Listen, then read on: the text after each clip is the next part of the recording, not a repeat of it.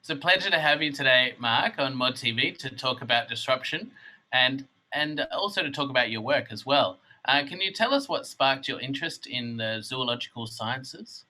Yeah.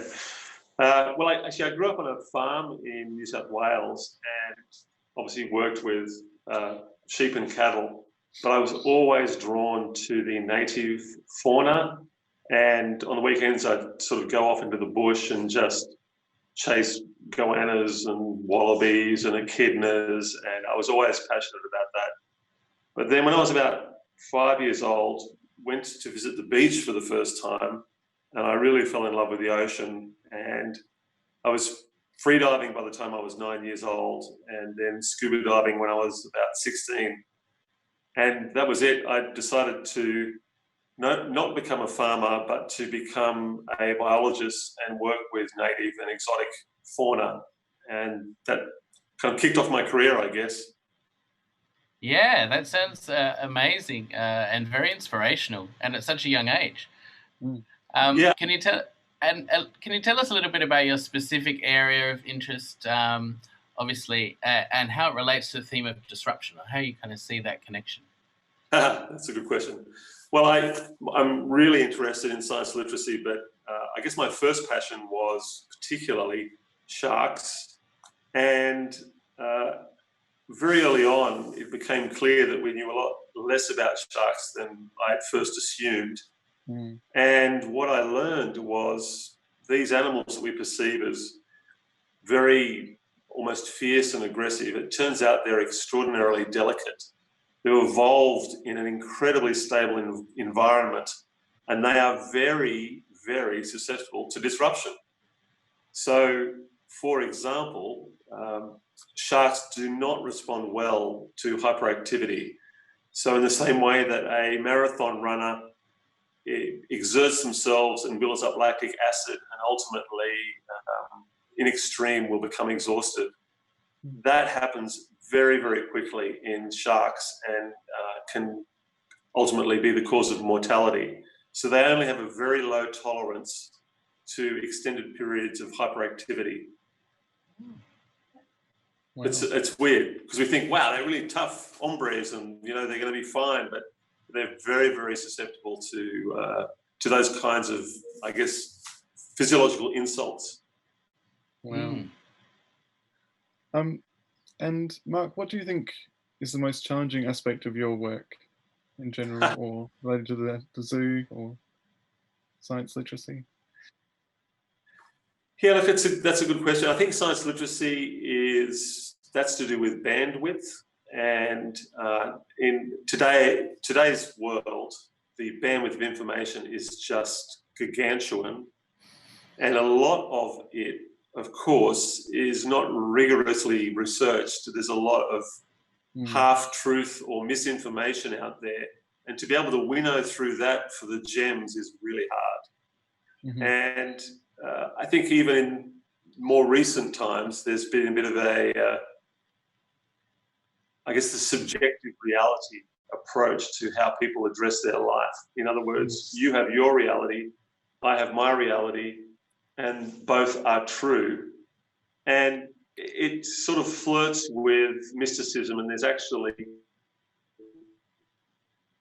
a conclusion of reality, which of course has a bit of an anti-intellectualism, and people have moved away from the sciences in a way, and I think science literacy is suffering as a result. It's a mouthful. Yeah, so perhaps would you frame your work in science literacy as a disruption to, or a way of communicating, but also disrupting that large bandwidth of information, and that sort of focusing in on the facts around some of these animal-related biological ideas? Do you think that's... Yeah, I think there's a couple of ways that you could address it from a disruption perspective. One is that we try and use people's passion for life, for animals, as a way of hijacking that tendency and providing an environment to actually receive some information, and essentially providing a teachable moment, if you like. So that's sort of one way you can approach that question. And another way, I guess, is that, again, with this bandwidth of information, to try and draw people away from what is increasingly becoming very much an electronic mechanism communication. We're moving away from print media and moving more towards online media, and getting people outside and into a natural space really helps have people reframe the way they think things, and just gives a different perspective, I guess, in a way. And we also know, particularly in young people, that understanding movement in 3 dimensions, so sort of spatial awareness, is actually really important for cognitive development. And so, again, it's sort of trying to disrupt that dimension of modern life where a lot of learning happens on a 2-dimensional screen. And we actually need both the two dimensions and the 3 dimensions for full cognitive development. Yeah. So I guess you're talking about that distinction between, you know, learning through technology and through things like the internet, but also having that hands-on experience, or having a more, an in-person approach to learning. What other things, or what other kind of distinctions or complications come up in your work that you'd like to talk about? Yeah, well, obviously one of the most challenging things of any work environment is working with people, and I love working with people. It's one of the joys of my working life, but it's also probably one of the most challenging in many ways. People are animals too, Mark. I was going to say, yeah, the distinction there. It's more than we appreciate. I think that is true, and we see a lot of human behaviour reflected in animal behaviour, and vice versa. Yeah. And not in any sort of pejorative sense. I actually mean that in a really, we are part of that continuum, and there's no sort of, the artificial separation between humans and animals is as it sounds, it's artificial, and there's a lot that we have assumed historically that we're discovering isn't the case. And I think consciousness, for example, is one of those things that a bat may not be conscious in the same way a human is, but it is something to be a bat. There is something there, and you know, the closer you get, I guess, to a human, so let's say the great apes, the closer you get to perhaps something that is akin to human consciousness. So there's a lot there that we can just learn so much from studying the natural world, and that reflects on humans, I guess, and human behaviour. Yeah. Absolutely. And what do you, I guess you've touched on some part of the answer to this perhaps, but what do you hope people take away from the work that you're doing at the moment? Yeah, I mean, obviously one of the real hopes is that people will in some way modify their behaviour, and that outcome will be an improvement to wild spaces for native flora and fauna and exotic flora and fauna.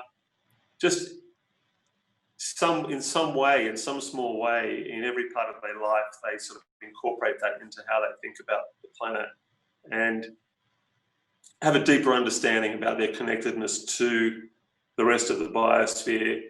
And really, that's it. Some people can be completely turned on to conservation and the natural world, and they can dedicate their entire lives to that. But equally, you could be an attorney, or you could be an accountant who has a real appreciation for the natural world, and in small ways you actually do something, you incorporate that into the way that you live your life, and I think if we do that, we've actually succeeded on some level.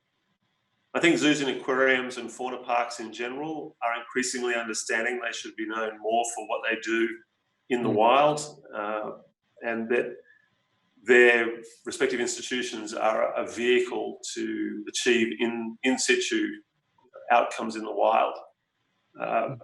But there is a really other important dimension to these institutions, and that is just turning people on to the beauty and the wonder and the necessity to preserve the natural world. Yeah, I guess, and to follow on from that, maybe like what are some of the big questions that we should be asking, or the evolving challenges that we should be thinking about right now in this area? Well, you know, obviously, one thing that people should be doing is sort of voting for a particular outcome. So,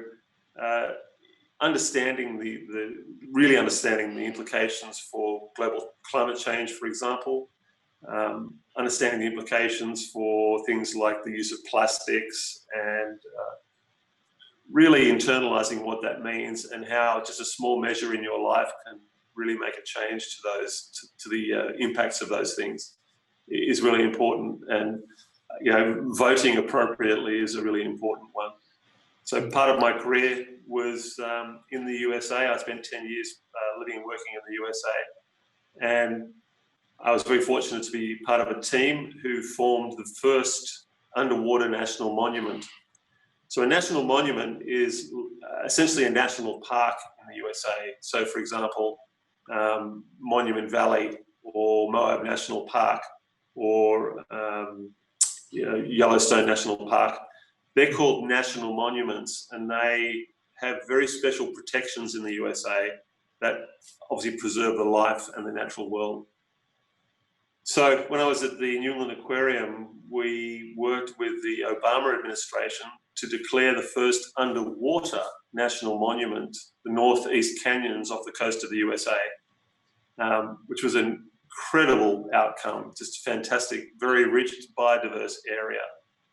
And I'm sad to say that the Trump administration is in the process of trying to dismantle that protection, not only for the underwater national monument, but for other national monuments in the USA. Coming full circle to my point that it's important that you think about who you're voting for and what they stand for. And not to get too political, but I think that unfortunately Donald Trump is not a friend of the environment. And right now in the USA, that electorate is really reaping an unfortunate outcome from maybe not a thoughtful vote. Yeah. Wow. Yeah. There's a whole other show there, but a good point to make in this show too. Now, we've got a comment from a viewer. They're saying children and young people spend a lot of time learning about animals at school and are usually most excited about going to the zoo.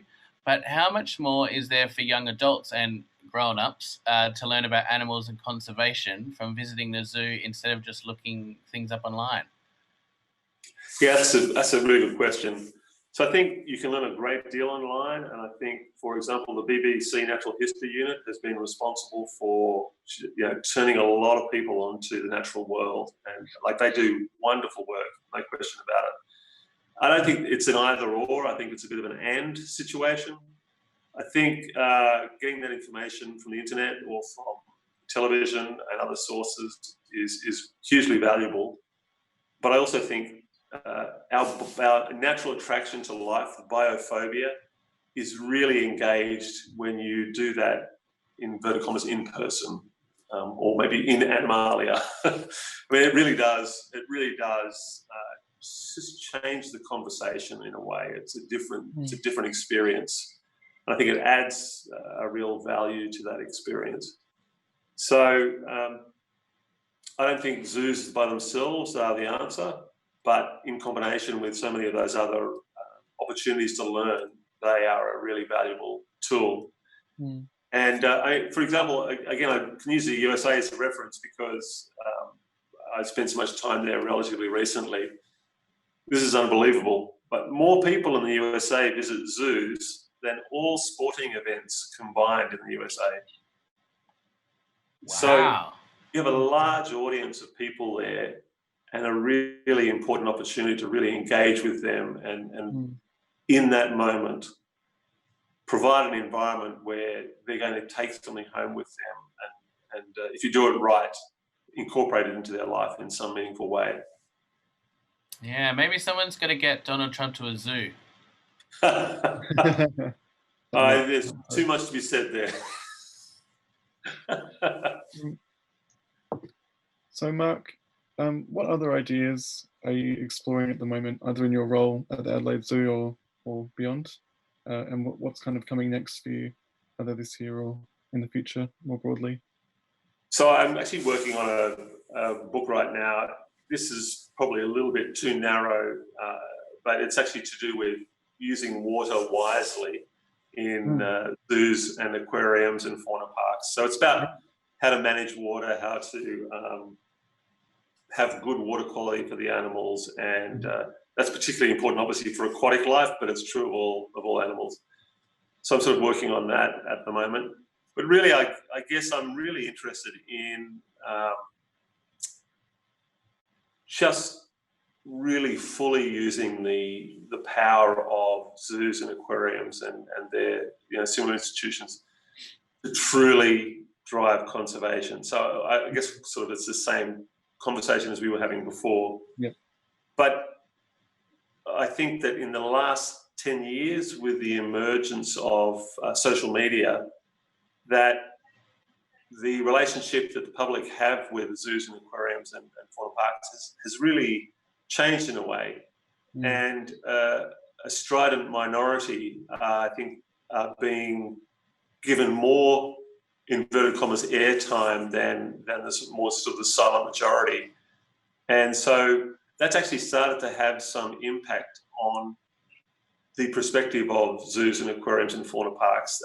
It's become now quite a political arena, and I think a lot is in jeopardy and could well be lost that ultimately could convert to something even more devastating. So zoos and aquariums are a great venue for people to actually interact with life. If they were to go away, then there would be a large section of the population that would have no access to that life at all, and our relationship with the natural world becomes even more remote, in some cases completely divorced from the natural world, and our care for the natural world diminishes, and biophobia, our passion for life, becomes biophilia, I should say, our passion for life becomes biophobia, and people, they see animals and are frightened and run in the opposite direction and retreat to the urban blanket, if you like. And I think that's a real danger, because already we are quite divorced from the natural world. If that trend continues and accelerates, I think there's some real danger at a species level for humans. Absolutely. That reminds me, we had a guest yesterday on Mod TV, animal studies researcher, Jeanette Young, I think it's her name, talking about companion animals in aged care. So sort of looking at that, and like quite different to what you're talking about, but again, kind of the need for rethinking human-animal relations and kind of companionship. So it's really interesting to hear you mention. So do you think over the next few months, or over the next sort of couple of years, or as we go into the future, is there anything that you think we should be thinking about, particularly during this time, or sort of post-disruption, or who knows what's going to happen? But are there any other thoughts around biophilia or biophobia that you think we should be keeping in mind? Yeah, look, I think that obviously this has been an incredible disruption, and what happens when there's a dislocation of this nature is that in many ways behaviours become exaggerated. So people who are anxious become really anxious, in some ways debilitatingly so. People who are a little bit reclusive become more reclusive. So I think connectivity is really important, and obviously things like Zoom and all these other mechanisms to connect online have had a real surge, which is great. But obviously, as we come out of the disruption,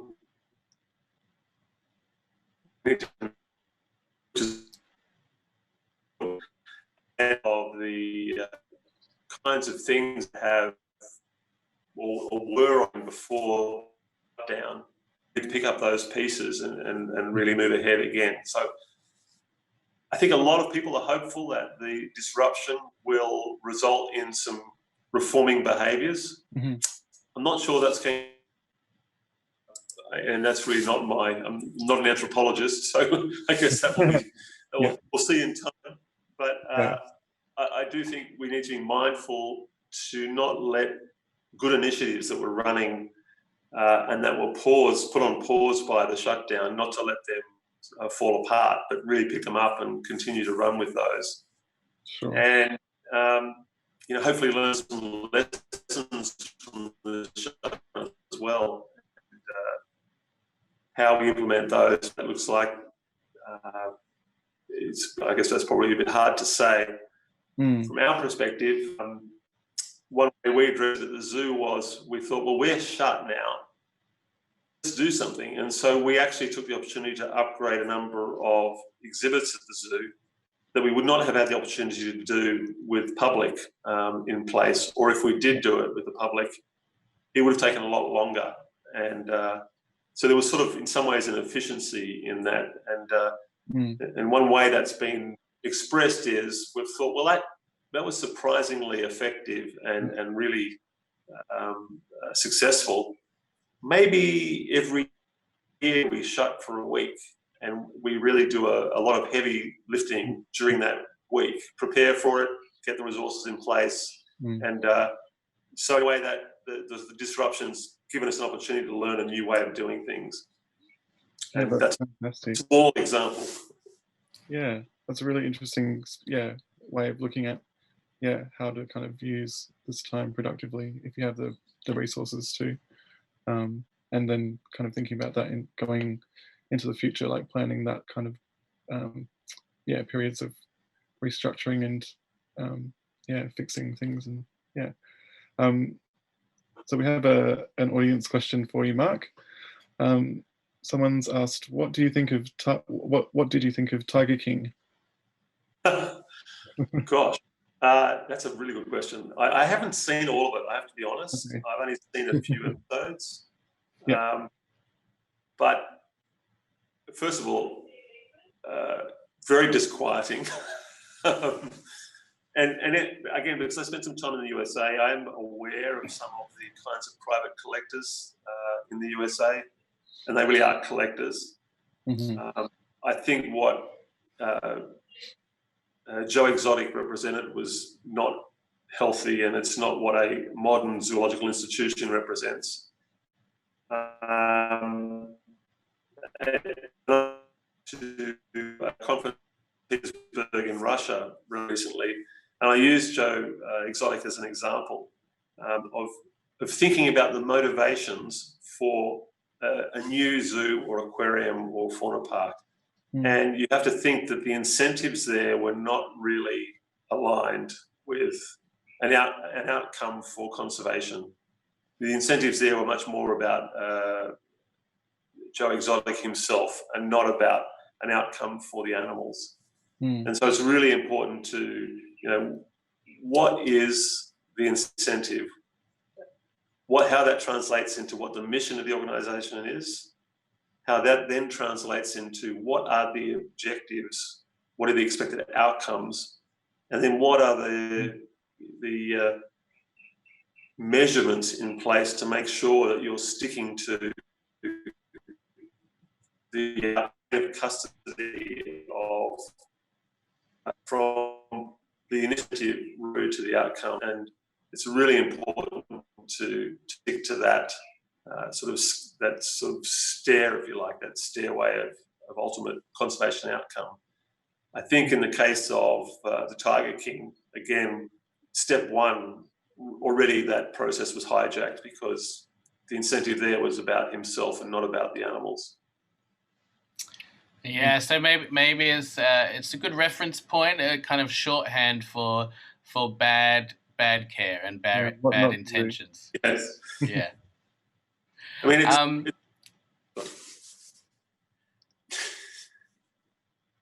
that's okay. I was just going to ask that if people are interested to find out more about life sciences and zoology, where would you suggest we look? Well, of course, they could go to the Adelaide Zoo website. There are obviously a myriad of resources online. But yeah, I think Adelaide Zoo is a great place. Adelaide Zoo website's a great place to go. If you're really interested in a very successful conservation organisation that started out as essentially an aquarium and zoo, the Wildlife Conservation Society in New York they have great resources online, and they do an incredible amount of work in the field. Mm-hmm. So there are many examples of that kind of institution. Then, of course, the local universities, their various schools of biological sciences is another great resource. But for local conservation, the Adelaide Zoo is a good place to go. And Zoos SA, which is the Royal Society of South Australia, the Royal Zoological Society of South Australia, which runs the two zoos, which are the Monarto Zoo and the Adelaide Zoo. They both have their own websites, but it's the same organisation. Mm-hmm. Fantastic. Well, thank you, Mark. We've really appreciated you coming onto the program today. It's been a real pleasure to have you on. Thanks. That's right, and we realised it was a special day today. You got a delivery of a new young giraffe to the Adelaide Zoo. That's from true. The Monarto site. So I'm sure it's been a very busy day. So thanks for joining us today. Yeah. Thank you very much. It's been a pleasure.